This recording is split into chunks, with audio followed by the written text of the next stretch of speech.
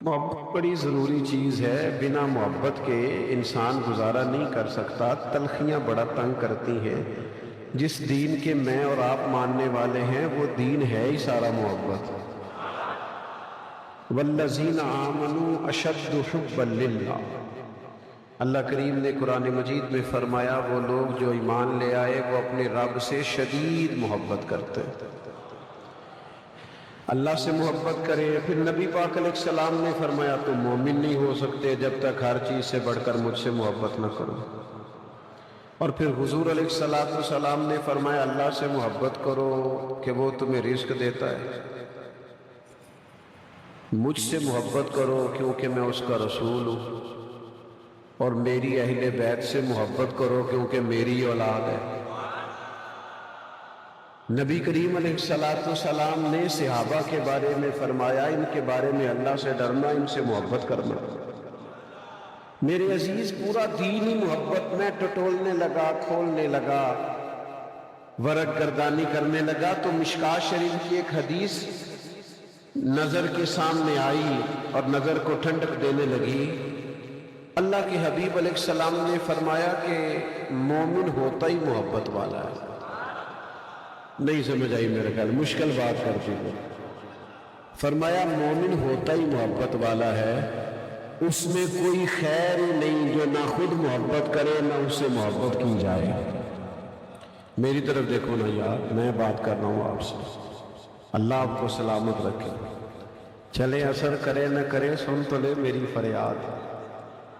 مومن ہوتا ہی الفت والا ہے، وہ محبت والا ہوتا ہے، اس کے خمیر میں، مزاج میں، طبیعت میں محبت ہوتی ہے۔ کچھ لوگ نا بلا وجہ ناراض رہتے ہیں، وہ سب سے ہی ناراض ہیں، حکومت سے بھی، اپوزیشن سے بھی۔ وہ علماء سے بھی ناراض ہیں معاذ اللہ، اور وابڈا والوں سے بھی ناراض ہیں، اور پولیس والوں سے بھی ناراض ہیں۔ جب رہنا ہی ناراض ہے تو پھر مجھے بتائیے کہ کیا دل میں کوئی خوشی داخل ہو سکتی ہے؟ میں اکثر دوستوں سے کہا کرتا ہوں کہ ہم سارا دن رہتے ہیں ناراض لوگوں کے درمیان، لہٰذا ہم نے بھی ناراض ہی رہنا شروع کر دیا۔ جو بات مان لے اس سے راضی ہو گئے، جس نے ذرا اختلاف رائے کیا، ذرا سا کہ نہیں میری بھی سنو، ناراض ہو گئے۔ تو طبیعت کے اندر محبت لائیں، پیار لائیں، شفقت لائیں۔ کچھ لوگوں نے مفت کا روب بنایا ہوا ہے، میں گھر جاتا ہوں تو سارے ڈر جاتے ہیں، کیوں جی؟ آپ کو اتنے ڈکٹیٹر ہیں، بچے سہم جاتے ہیں، کیوں سہم جاتے ہیں؟ حضور تو سجدے میں بھی ہوتے تھے تو نواز سے سواری کر لیا کرتے تھے، آپ سے کیوں سہمتے ہیں؟ کیا وجہ ہے؟ آپ میں محبت نہیں ہے، آپ کے اندر وہ جذبہ نہیں ہے جو جذبہ ہونا چاہیے، آپ کے اندر وہ خاص قسم کی شفقت نہیں ہے۔ اور دو تین بہانے ہیں لوگوں کے۔ ایک تو بہانہ یہ ہے کہ میں چونکہ سچا ہوں لہذا کڑوا ہوں، یہ بھی فلسفہ ٹھیک نہیں۔ کہتے ہیں میں ہمیشہ سچ بولتا ہوں لہذا لوگوں کو برا لگتا ہے، اور جناب آپ کا طریقہ ٹھیک نہیں، ورنہ دنیا میں سب سے زیادہ سچ مدینے والے محبوب نے بولا ہے، اور اتنا میٹھا کر کے بولا ہے کہ دلوں میں اتر گیا ہے۔ آپ ویسے ہی کڑوے کسیلے ہیں، زیادہ نمکین ہیں، آپ کا اپنا لے گئی غالب آ گیا ہے، ورنہ سچ کبھی بھی کڑوا۔ میری طرف دیکھیں جی، موبائل ادھر ہی ہے، ہم نے جانا ہے انشاءاللہ، تو چھوڑے باقی ساتھ جو آ گیا انشاءاللہ بیٹھ ہی جائے گا۔ آپ تو ہن تے مجھ بال عشق دا سیکھاں گے، بس ایک دوجے نو ویکھاں گے۔ اب تو آپ توجہ کریں بات پہ، چھوڑیں باقی ساری چیزوں کو۔ تو محبت کا کچھ کہتے ہیں کڑوا بڑا، کچھ کہتے ہیں دکھ بڑے ہیں۔ مولوی صاحب، پیر صاحب، آپ کو کیا بتائیں، حالات بڑے سخت ہیں، محبت کیسے کریں؟ لہجہ تلخ ہو گیا ہے، پریشانیاں بڑی ہیں، کاروباری بھی، گھریلو بھی، اولاد کی بھی، دوستوں کی بھی، رشتہ دار جو تنگ کرتے، کیسے محبت کریں؟ یہ بھی ایک بہانہ ہے۔ ارادہ نہیں ہوتا تو پھر بہانے مل ہی جاتے ہیں۔ تو میں آپ کی خدمت میں عرض کروں گا، نبی کریم علیہ السلام نے فرمایا سب سے زیادہ نبی ستائے جاتے ہیں، اور فرمایا میں نبیوں کا امام ہوں، میں سب سے زیادہ ستایا گیا ہوں۔ سب سے زیادہ تکالیف بھی حضور میں دیکھی، لیکن حضرت عبداللہ ابن حارث فرماتے ہیں قربان جائیں اتنا مسکراتے بھی کسی کو نہیں دیکھا جتنا مدینے والے محبوب مسکرایا تھا۔ اعلیٰ حضرت بریلوی کہتے ہیں یہ مسکرانا یہ حضور کی عادت ہے۔ کبھی اعلیٰ حضرت کے سلام کو آپ پڑھیں تو اس کی کبھی شرح دیکھیں تو وہ پوری سیرت بن جائے۔ اللہ نے ایسا انہیں قلم عطا کیا۔ اعلیٰ حضرت فرماتے ہیں جس کی تسکین سے روتے ہوئے ہنس پڑے۔ اصل میں موبائل پکے نے نہ ہوں ساڑھا سب تو زیادہ گہرا رشتہ ہی نہ لے تو کسی اور پاس سے توجہ ہونی نہیں دیندے۔ دیکھو میں کیا کہہ رہا ہوں، جس کی تسکین سے روتے ہوئے، یعنی بندہ رو رہا تھا پریشان تھا، حضور ہلکا سی تسکین فرمائی، مسکرائے، بندہ ہنس پڑا۔ اب یہاں ایک سوال پیدا ہوتا تھا کہ پھر تو انتظار کرنا پڑتا ہوگا کہ حضور تسکین کریں تو رونے والا ہنسے، پھر تو وہ بیٹھا رہتا ہوگا کہ حضور کسی وقت مسکرائیں تسکین فرمائیں تو میں اس سے نفع لوں اور میرا دکھ جائے۔ تو اعلیٰ حضرت فرماتے ہیں انتظار نہیں کرنا پڑتا، یہ تو حضور کی عادت ہے۔ اگلے مصرے میں جواب دے دیا، فرمانے لگے جس کی تسکین سے روتے ہوئے ہنس پڑے اس تبسم کی عادت پہ لاکھوں سلام۔ یعنی انتظار نہیں کرنا پڑتا، یہ تو عادت ہے مدینے والے محبوب، یہ تو حضور تو ہنستے ہی رہتے ہیں۔ تو یہ بھی معاملہ درست نہیں ہے کہ جناب میں چونکہ کڑوا جو ہے وہ میں سچ بولتا ہوں تو کڑوا ہوں تو دکھ بڑے ہیں تو کچھ کہتے ہیں میں مصروف بڑا ہوں، کم بڑے ہیں، او ہو پتہ بھی نہیں کام کیے تھے، کم بڑے اور بڑا ہی مصروف ہے۔ کچھ دوست ویسے بیچارے کبھی بھاگ کے ادھر چلے جاتے ہیں، کبھی بھاگ کے ادھر چلے جاتے ہیں، انہیں دیکھو تو لگتا ہے کہ جیسے بڑی مشکل ترین زندگی گزار رہے ہیں، کچھ بھی نہیں کر رہے ہوتے الا ماشاء۔ میں جی مصروف بڑا ہوں، کام بڑے، کاموں نے مجھے کڑوا کر دیا ہے، محبت رخصت ہو گئی۔ تو دنیا میں سب سے مصروف ترین زندگی بھی مدینے والے محبوب نے گزاری۔ 23 سال میں انقلاب برپا کیا، کافروں کو تبلیغ کرنی ہے، جہاد کے لیے صف بندی کرنی ہے، صحابہ کی تربیت کرنی ہے، گھر میں 11 ازواج ڈیوٹیاں کرنی ہیں، لیکن رسول کریم نے جس سے بھی بات کی ہے نا مسکرا کے بات کی۔ اور اگر کسی نے تلخی کرنی بھی چاہیے نا، تلخی، کچھ لوگ ہوتے ہیں نا تلخ، وہ جب بھی بولتے ہیں غصے سے ہی بولتے ہیں، ماحول کو صحیح رہنے ہی نہیں دیتے۔ اچھے بھلے مسجد میں ڈھیر سارے نمازی ہوتے ہیں، ڈھیر سارے، بھری ہوئی مسجد، ان میں سے 3 بندوں کو اختلاف ہوتا ہے کسی بات سے زیادہ 3 ہوتے ہیں، وہ ساری مسجد کو پریشان کر کے رکھتے ہیں۔ وہ کل 3 ہوں گے، 2.5 ہو سکتے ہیں، 2 ہو سکتے ہیں، لیکن اس سے زیادہ نہیں ہوتے۔ لیکن وہ ہر وقت مسئلہ ہے، جماعت کے ٹائم سے مسئلہ ہے، فلانے کام سے مسئلہ ہے۔ او بھائی چلو جمہوری ملک ہے، اتنے سارے بندے راضی ہیں، تم بھی مہربانی کر لو، نظام کو چلنے دو، لیکن وہ پریشان کریں۔ اور پھر ضروری نہیں کہ آپ کی ہر بات مانی جائے، آپ محبت والا رویہ ہے۔ اچھا کچھ دوست کہتے ہیں جے میری مننی نہیں سی تو پھر مینوں پوچھیا کیوں سی، جے میری مننی نہیں سی تو پھر مینوں بھائی تمہیں غلطی لگ گئی، اسی مشورہ پوچھیا سی تسی حکم دے چھڑیا ہے، یہ غلطی کی آپ نے۔ مشورہ وہ ہوتا ہے جو رکھا بھی جا سکتا ہے اور چھوڑا بھی جا سکتا ہے، آپ قبول بھی کر سکتے ہیں، رد بھی کر سکتے ہیں۔ صحابہ مشورہ دیتے تھے، جنگ خندق کے موقع پر سب نے الگ الگ مشورے دیے، حضور نے فرمایا آج کسی کا قبول نہیں، آج سلمان فارسی کا قبول کیا جائے گا۔ تو کیا باقی واک آؤٹ کر گئے تھے؟ وہ محبت والے لوگ تھے، وہ قبول کرتے تھے۔ تو محبت کا لب و لہجہ بنائیں، بات بھی ذرا میٹھی ہو، انداز بھی ذرا میٹھا ہو، اور کچھ بن کے نہ بیٹھ جائیں کہ میری نہیں مانیں گے تو پھر میں جا رہا ہوں۔ قبول کریں چیزوں، اپنے لہجے میں، اپنے انداز میں عاجزی لائیں۔ عجز والے لوگ جو ہوتے ہیں وہ کہیں کھڑے ہو کے کوئی نیا گروپ نہیں تیار کرتا، وہ کام ہونے دیتے ہیں، چیزوں کو چلنے دیتے ہیں، ان کے رویے میں حسن ہوتا ہے، تو اپنے اندر کبھی یہ چیز آنے نہ دیں۔ حضور علیہ السلام ایک بچے سے محبت کر رہے تھے، پیار کر رہے تھے، تو ایک شخص نے کہا یا رسول اللہ صلی اللہ علیہ وسلم، آپ بچوں سے بڑا پیار کرتے، میں تو نہیں کرتا، آپ بچوں کو بڑا وقت دیتے، میں تو نہیں۔ آج کل بھی بہت سارے لوگ بچوں کو وقت نہیں دیتے، پہلے تو ہمیں نوجوانوں سے شکایت تھی نا کہ وہ موبائل کی جان نہیں چھوڑتے، اب تو بچے رکے بھیجتے ہیں کہ ابا جی سے کہہ دیں گھر آ کے تو ذرا بند کیا کریں۔ اب تو اللہ ماشاءاللہ بزرگوں کا مسئلہ بن گیا، وہ بچوں کو وقت نہیں دیتے، ان کے ساتھ نہیں بیٹھتے، بات نہیں کرتے، پیچیدگی ہو رہی ہے، تربیت نہیں کرتے، ان کی باتیں نہیں سنتے، کوئی سوال کرے تو ڈانٹ دیتے، ذہنی تسلی نہیں کراتے، بچوں کو وقت نہیں دیتے۔ ہم بچوں کو ضرورت ہوتی ہے ان کے ساتھ بیٹھا جائے، بات کی جائے، ٹائم دیا جائے۔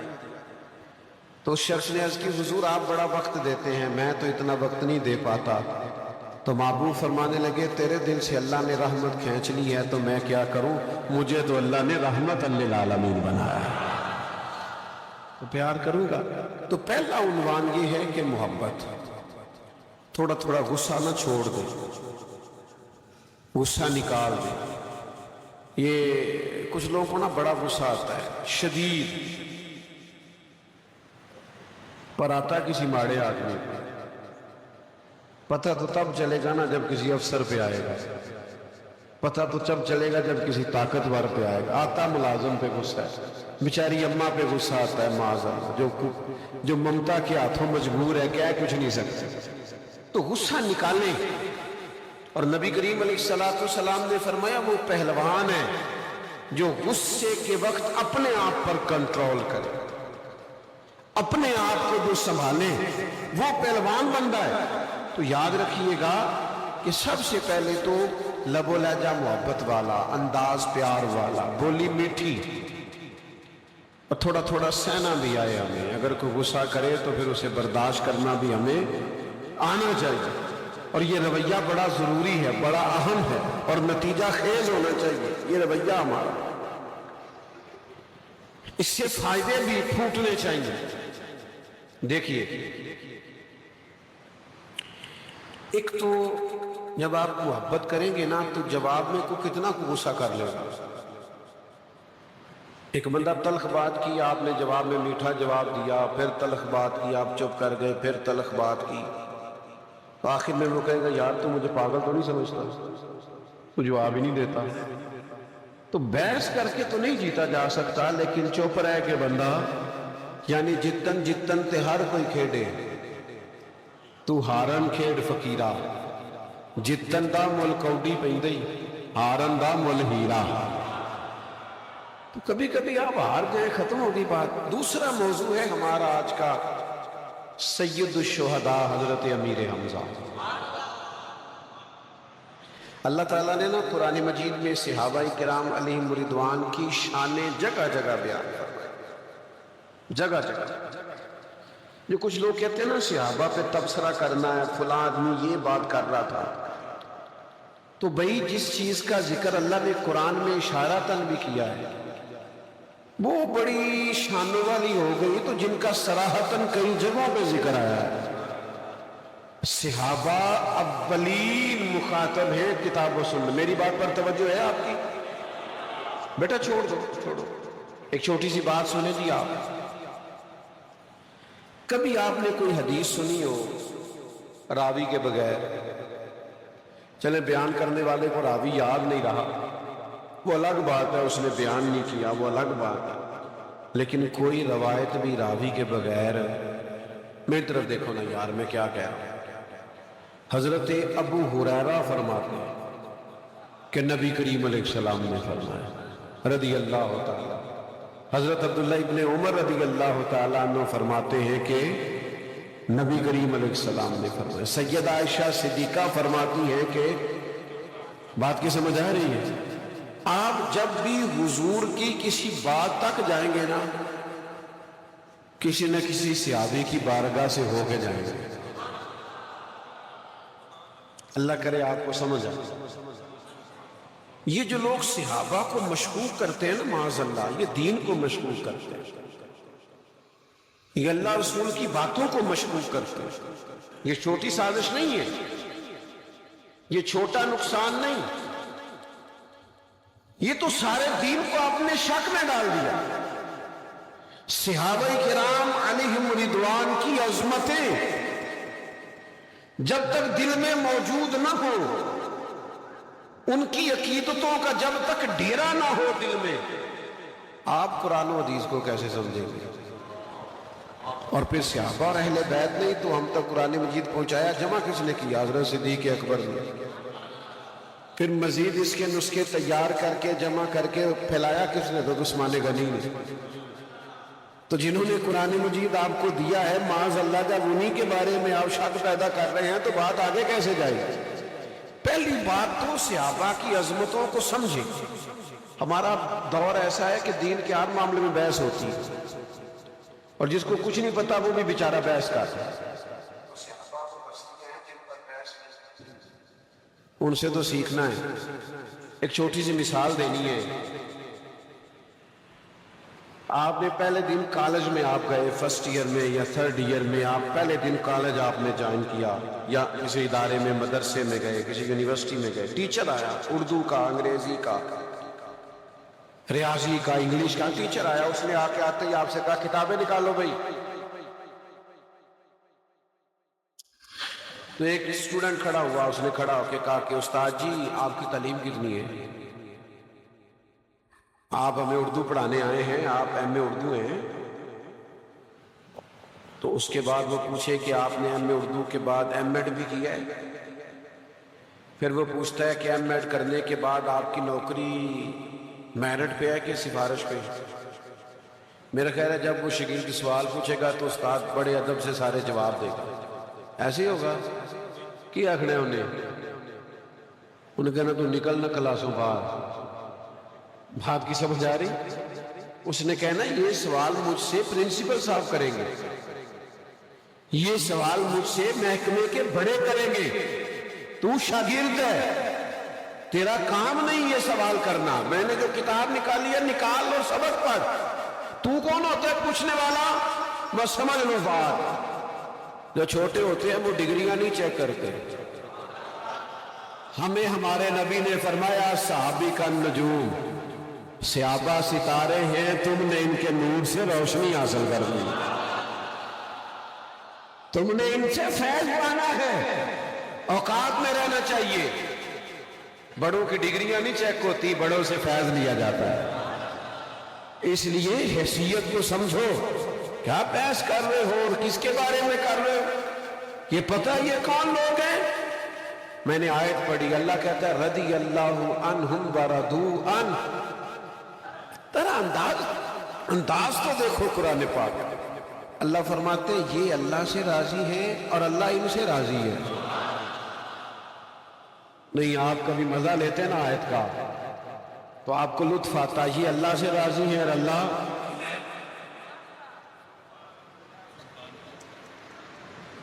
حضرت بلال کو پورے وجود کو تکلیف میں ڈال دیا گیا، زخم زخم ہو گیا۔ اللہ کہتا ہے رضی اللہ عنہم ورضوا عنہ،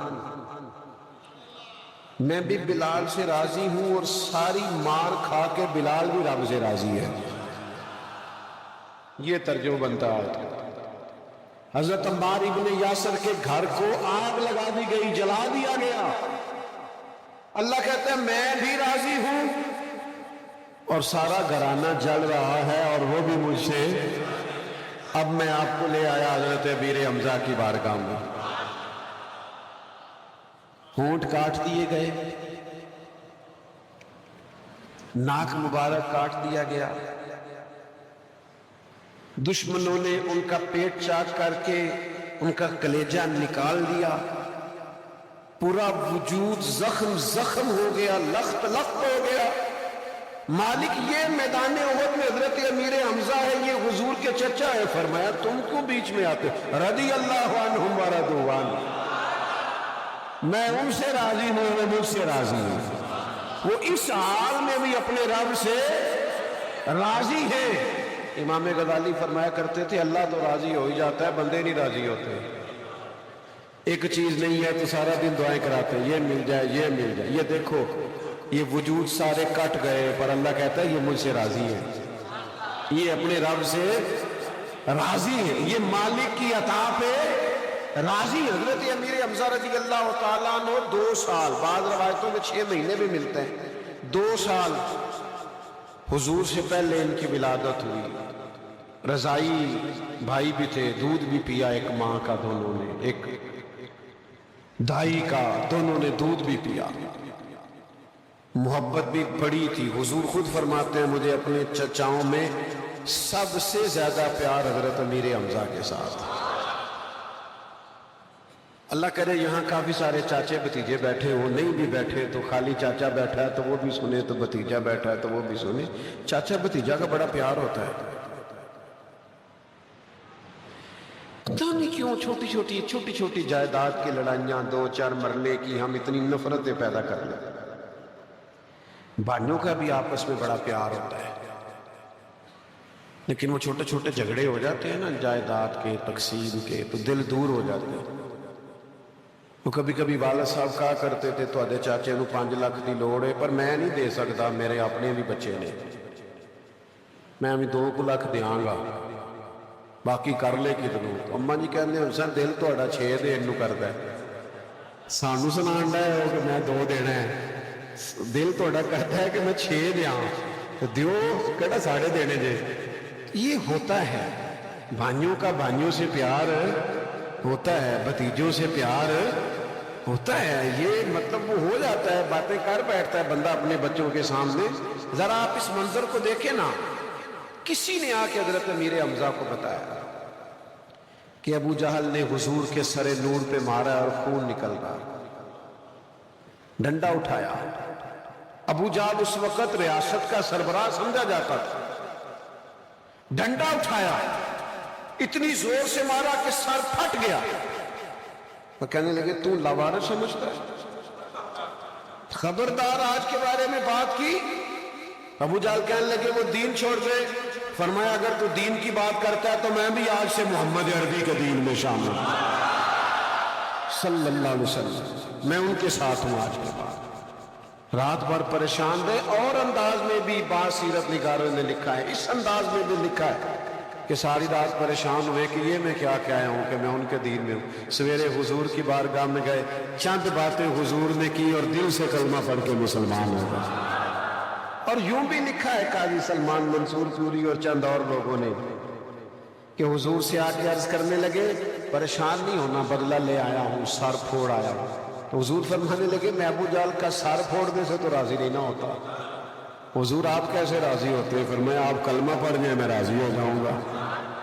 حضرت امیر حمزہ حسین بڑے تھے، حضرت امیر حمزہ بہادر بڑے تھے، جری بڑے تھے۔ نوجوانوں ناراض نہ ہونا، آج کل کے نوجوانوں میں فیصلے کی قوت ہی نہیں، بھلا میں یہ کر لوں، 20 لوگوں سے پوچھ رہا ہے، آپ جتنوں سے پوچھ رہے ہیں لگ نہیں رہا آپ کریں گے۔ قوت فیصلہ، قوت ارادی، کوئی آگے نکلنا، کوئی کام کرنا، بڑے بہادر تھے، جانباز تھے، اپنا ایک مزاج رکھتے تھے، طاقتور تھے، ذہنی طور پر کچھ کر جانے کا ان میں حوصلہ تھا۔ حضور کو اتنی محبت تھی، ایک دفعہ کسی نے کہا یا رسول اللہ صلی اللہ علیہ وسلم میں نے اپنے بچے کا نام رکھنا ہے، تو فرمایا وہی رکھ لے جو میرے چچا حضرت حمزہ کا نام ہو۔ ایک دفعہ انہوں نے یہ بھی عرض کیا تھا کہ یا رسول اللہ میں نے حضرت جبریل کو دیکھنا ہے، تو محبوب نے فرمایا مشکل کام ہے، پھر حضور نے دکھایا تو بے ہوش ہو گئے۔ حضرت امیر حمزہ رضی اللہ تعالیٰ عنہ کی عظمت اور شان اور بلندی اور رفت، 46 سال گزر گئے تھے تدفین کو، جنگ احد کے بعد 46 سال۔ تو جب کوئی نہر بنانے کے لیے حضرت امیر معاویہ رضی اللہ تعالیٰ عنہ کے زمانے میں ایک رستہ بنایا جا رہا تھا تو بیلچہ لگ گیا پیر کو تو خون نکل آیا۔ لوگوں نے کہا کس کا پیر ہے؟ کہ حضرت امیر حمزہ کا۔ جسم تر و تازہ، جسم تر، بلے شاہ شان نہیں مرنا، اے تے مر گیا ہی کوئی ہور۔ اس دور میں بھی وجود تر و تازہ، حضرت امیر حمزہ کو اللہ نے بڑی شان عطا فرمائی. بدر کے اندر جو انہوں نے جاں بازی دکھائی ہے نا، دونوں ہاتھوں میں بدر میں تلوار پکڑی ہوئی تھی اور میدان میں یوں نکلتے تھے کہ جدھر جاتے تھے لوگوں کو نظر آتا تھا ہاشمی شیر جا رہا. اور میدان احد میں بھی دھوکے سے حضرت امیر حمزہ رضی اللہ تعالیٰ عنہ پر وار کیا گیا، شہید ہو گئے. بڑے آنسو بہائے میرے نبی کریم نے ان کے لیے. ہر سال حضور شہداء احد کے مزارات پہ جاتے تھے، پھر خلفائے راشدین بھی جاتے تھے، آج تک امت جاتے، ان سے فیض پاتے. وہاں جا کر لوگ دعائیں کرتے، اللہ کی بارگاہ میں عرض کرتے، ان کا وسیلہ